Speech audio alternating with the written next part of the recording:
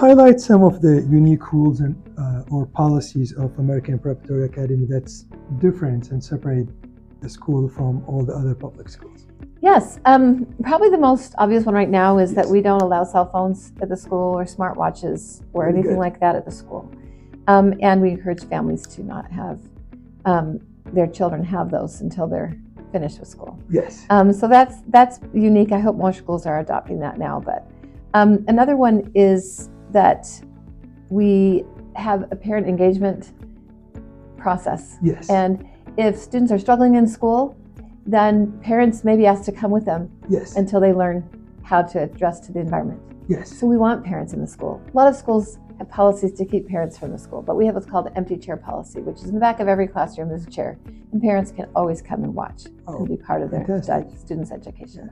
So those are two unique things. We also sing the national anthem every day, Yes. which is unique. I don't Yeah. think most schools And you do that. 2 verses. And we do 2 verses of it every day. And, Yes. and my daughter gave me all the hard time until I finally memorized the second part. And Because it talks about the soldiers that have perpetuated our freedom for Yes. us, right? And so we Yes. want the kids to always be remembering someone has paid a price for the wonderful things they're doing. yes. And I know one of the things you always teach about the 3-legged stool and how family teachers and students. Can you expand We on that really a little believe bit? that the stool cannot stand without parents and children, the students and the school working together. So we try to work very closely together. So parents are every day signing the students' learning plan about what they did that day and communicating with the teacher every day. Can you describe some of the unique or standout programs at American Preparatory Academy that's offered to their students? Yes, absolutely. So at APA, we hire a full-time teacher and a full-time associate teacher for every elementary classroom. Okay. So when your student comes to school, they will have their homeroom teacher, but they will also have their homeroom assistant teacher, or sometimes they're called instructors. Yes. And this changes everything. It makes the teacher able to always teach with efficiency, Yes. but always have the kids have their needs met. Yes. So if someone needs something, there's another adult there that can help them to stay engaged with the lesson or to get a Kleenex or whatever it is they need. Correct. And so having 2 adults in every classroom is really unique, and we do that.